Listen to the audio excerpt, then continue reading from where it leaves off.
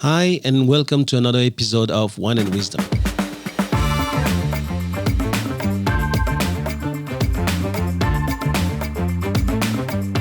I'm Thomas Le Hoang, and you're listening to the TL podcast, where knowledge is shared and no one takes themselves too seriously.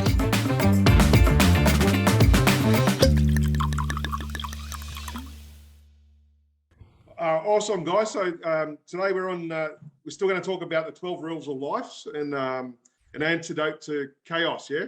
Yep. What's the author's name? What is it? Jordan Peterson. Peterson. Yeah. Yep. It was a test, wasn't it? It's on Audible, so I can't skip to the front page, right? So sorry, Kindle, not Audible, Kindle. Been studying very hard. Sorry, shut up, Cameron. We're on rule 3, right? Rule 3, make friends with people who want the best for you. It's a very interesting chapter. And I like this way this book's structured is the fact that at the beginning, he tells a bit of a story, whether it's, fictional or factual, I don't know. But and then he goes into really dissect the feelings that people might be having on all aspects. It was quite good. I like this chapter. I liked it a lot. Just based on the title of this chapter, this will be my last podcast. Guys, just letting you know now, I've decided that I need to get some real friends in my life who are there to help. Oh, I thought you were going to say you're dragging us down, but okay. Yeah, I told you, Chris, if we were patient enough, we wouldn't have to hurt his feelings and he'd still walk away. I told you. I like this chapter a lot, and there's a lot of. I actually listened to most of it on Audible, and there was a few times I listened to the last probably 20 or 30 pages, I reckon, of that chapter quite a few times to just get it to sink in the different ways he was looking at the different aspects people carry on with themselves, whether it's within themselves, within a group, with another person, within a team. So it was very interesting. So what are we talking about here? We're talking about association, yeah? Basically, yeah. The gist of the chapter was you don't have to hang around people who aren't making your life better, I think is the quote that he uses in there. And it's a tough topic and a confronting topic for a lot of people because we face that in our workplace, in our friendships, and in our home life, in our relationships, in our marriages. So it's quite a confronting topic if you go deep down into it. Yeah. What'd you get from it, Meegs? I didn't really like the chapter a lot this week, to be honest. I got stuff out of it, but I don't know, it kind of felt like a bit of a nothing kind of a chapter for me. I felt like, there was a good storyline to it about the people that he'd had in his life and in as he was growing up and how they came back into his life later on. And, he sort of had to basically end friendships and be brutally honest with people. And I just think, I don't know, I suppose it's probably something that there's certain people that you may have in your life all the way along, but at certain times of your life, you're not necessarily going to be as close to them as what you were. So, as a teenager, you might have hung out with someone every week or every day. But now you grow up, you have kids, career paths go a different way, and you may not see them as often. You may see them at different times, and your lives go in different ways. And and events can happen in people's lives. Like you said before, Cam, they can, marriages can change, friendships can change, families can change, people's perspective changes. And it's about, I guess, you being open with yourself enough to decide who you want close in your life and who you don't. Yeah, but the interesting that he's talking about, remember this guy is a psychologist and psychiatrist, I think. And what he's saying is that from the theory of Freud, he's talking about how we tend to hang around the people who have got the same kind of weaknesses we have. And we tend to pick those kind of guys that echo a little bit about what we have. But the people really who actually improved are the one who've got the audacity or the courage to go beyond. I mean, let's put it this way: everyone's got different level of intelligence, yeah, and not only we have different level of intelligence, but we have intelligence in different parts of our life, and so to hang around people at a high level than us or different level, let's put it this way, you have to have that ability to just go beyond that nature of yours that is about just look for people who conform my style, because that's safe. I agree with Megan in the sense we can look at this two ways. We can critique the book, which I don't think the chapter was very well written to make the point that he wanted to make. But the actual subject matter, association, we could talk for days about that, and I think we have done on the podcast previous. You know, I don't know if it'll be an overshare or not. What was interesting is I agree with Meg, I thought the chapter was written, the story hit very close to home. So back in my coming out of school and early 20s, smoked a lot of pot. He talks about these guys smoking weed and how it potentially ruined their life and hung around with other pot smokers. So it got me thinking, but I go back to that time and I actually never felt as accepted or as welcome as I did was hanging around with my group of stoner friends that I hung around with. I'd come out of school where I'd been bullied, fell into this, I just happened to move next door to a bloke one day who smoked weed, and within a week we were smoking weed together, and then we had a group of friends and that's all we'd do. And I'd never felt more welcomed or supported. And it's probably 2 years or close to 3 years of going absolutely nowhere, smoking a lot of weed, to realise that I love these guys and I feel at home, but we're really going nowhere. And I had to bail on that group to go and try and do something with my life. And a lot of them still haven't. A lot of them are still doing what we were doing back then, which, man, a lot of fun, a lot of good times were had and a lot of fun, but not a lot of progression as a human or in life, in career and success. So, well, he says that when he went on holidays with his group of mates, they went to another town, and the first thing they do, they fell in the same habits that they were doing when they're in the old town, is when they went and found some pot to smoke. You know what? It's really a sort of lesson in life. You can move from one state to another, or one job to another, from one relationship to another. If you don't change your habits that are negative, that are detrimental to yourself, you're always going to have the same shit you've always had. But it's and I think that's one of the big lessons in that book. And the other one was that some people put themselves in situations where they think they're helping the other people, but in reality, they're doing it because it makes them feel better, because it makes them not focus on their shit life, and like help someone who you think may need help, and you say, do this, do that, because you don't want to focus your own reality. So I think there's a lot of aspects in that book, and it goes in even further to say you get caught in that that cycle of mediocrity within a business, and you're thinking that you're helping someone within that business, but they're caught in the cycle, and neither of you are breaking out of that cycle, because you both, as you said before, you found people that are like you. And until you find some people that are going to challenge you to move beyond that. And that one of the biggest things I took from this book was, it's easy to stay where you are. It's hard to find good friends. It's easy to find shit friends. It's hard to have good friends that are going to lift you, to make you better. Yeah, there was a few sentences that grabbed me. It was quite early in the chapter, I think, and it said, people create their worlds with the tools that they have directly at hand. Faulty tools produce faulty results. Repeated use of the same faulty tools produces the same faulty results.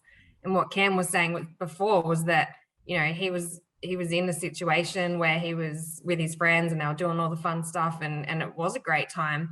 But at a certain point, you realize, I don't want to repeat this anymore. I've had my fun with it. I've done what I've done, and it's time to move on.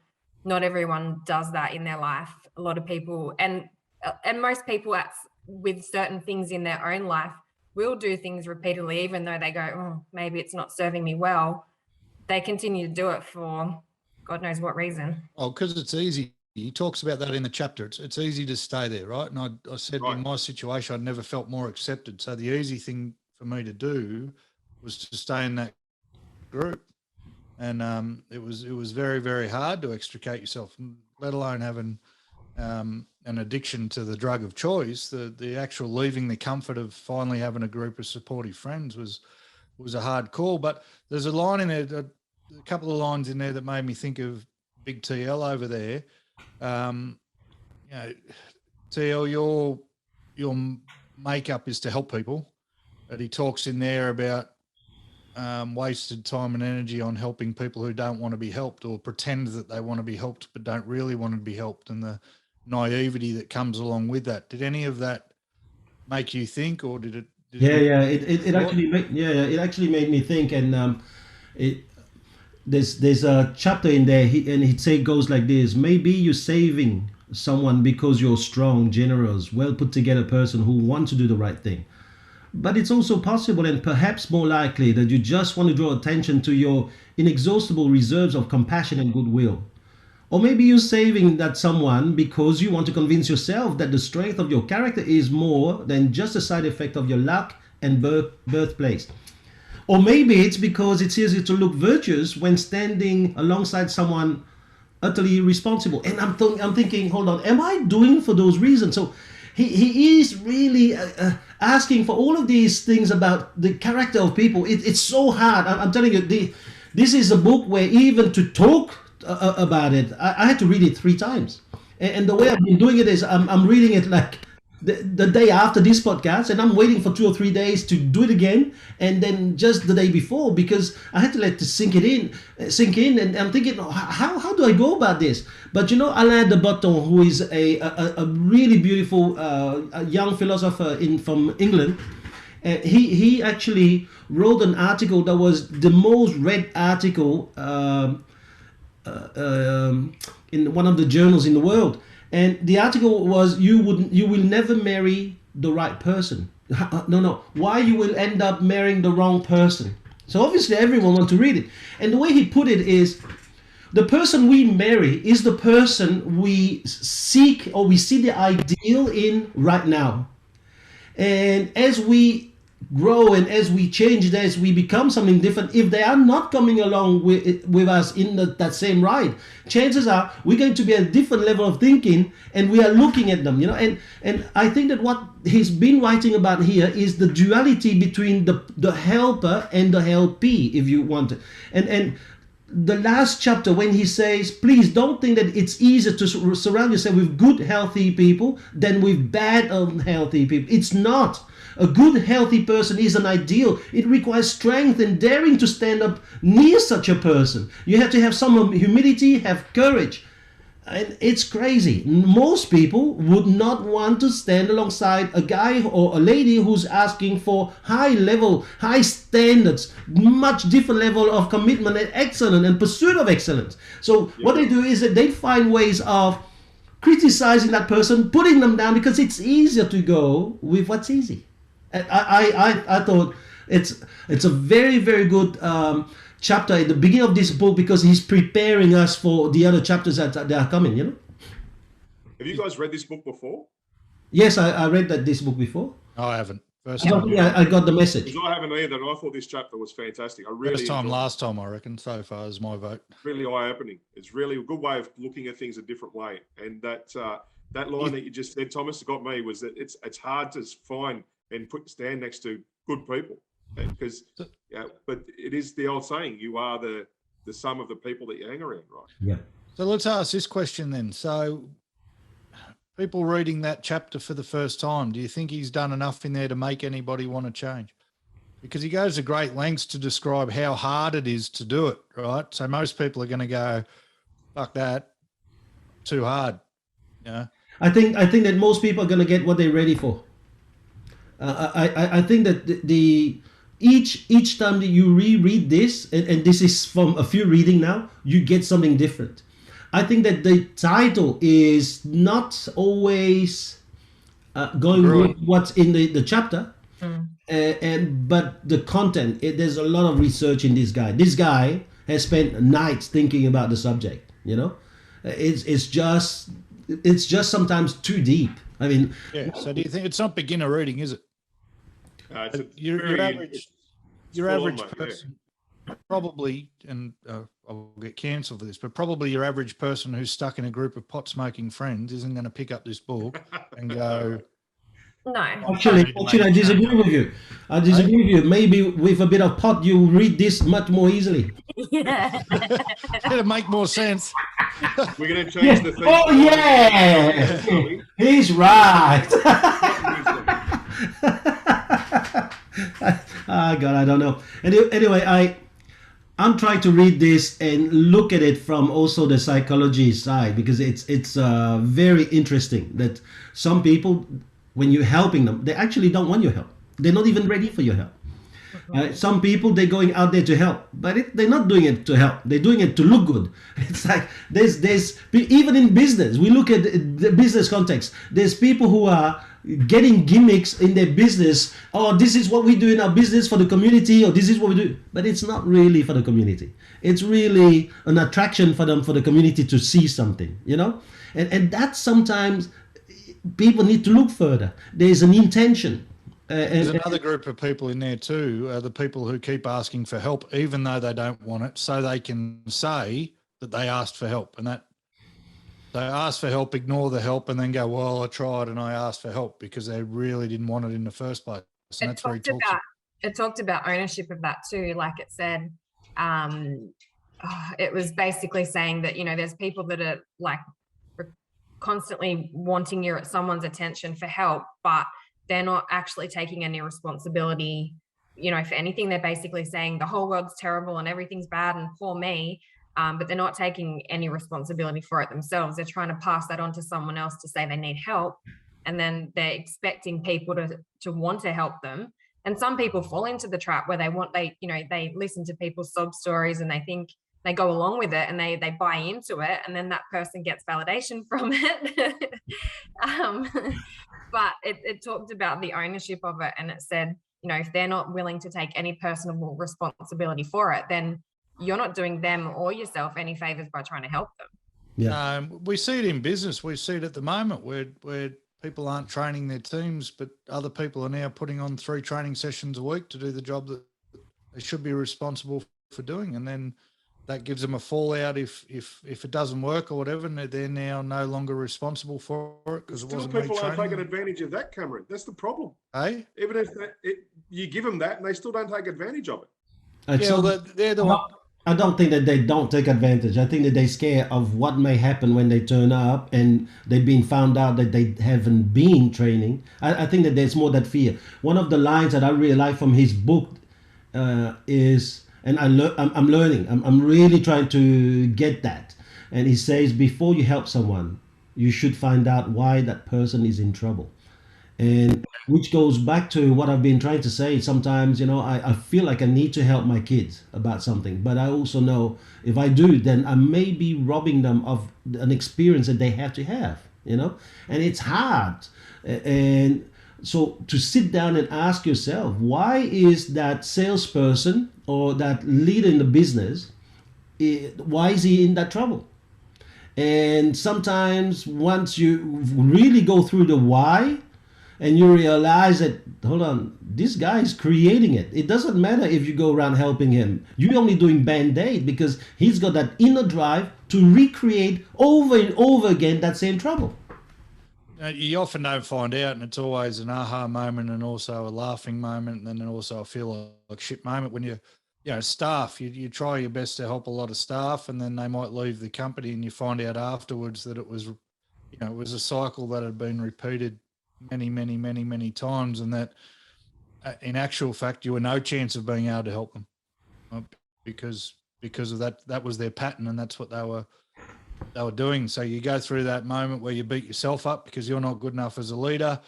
You go through that moment where you think, shit, what could have I done better? And then you find out later on down the track, in some instances, that there was absolutely nothing you could do because you hadn't questioned where that behavior was coming from in the first place. You hadn't questioned why they were either doing or not doing the things that they were meant to be doing in the first place. And so looking deeper at first glance is a great tip, I think. Another line that troubled me a little bit, but you have to think about it, is he says this: here's something to consider. If you have a friend whose friendship you wouldn't recommend to your sister or your father or your son, why would you have such a friend for yourself? And it's last one I had written down. It's just crazy. That's when I thought, shit, what am I doing with Cam?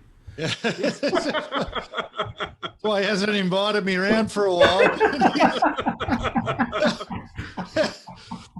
Don't worry, as I said, it was made me question exactly what we're doing on this podcast, this whole chapter. Don't worry, you're here to help. Hey, tied in with the last Cameron, our chapter, spiritual though. friend. hey, That was one of the last lines, I think, in the chapter. It might have even been the last line. But it took me straight back to the previous chapter that we did last week, which talked about the fact that you should care for yourself as if you care for others. And that tied straight back into it, that if you were looking from the outside on a relationship of someone that you're related to or friends with, and going, geez, why are they doing that? Why aren't we doing the same thing for ourselves? yeah, it's crazy. People get, we see it a lot because of the job that we all do, but go to a lot of places where they're getting divorced at sort of 55 or 60 years of age, and you wonder how long they've been in that marriage with the wrong person, knowing that they're in the marriage with the wrong person before it got too much to leave. And that's what I asked about the question in the book. Is it going to change anyone's mind? Because leaving a group of friends or leaving an intimate relationship is friggin' hard work, man. And a lot of people will stay there just because it's easier to stay there until the pain becomes too great to do. So growth is often uncomfortable, right?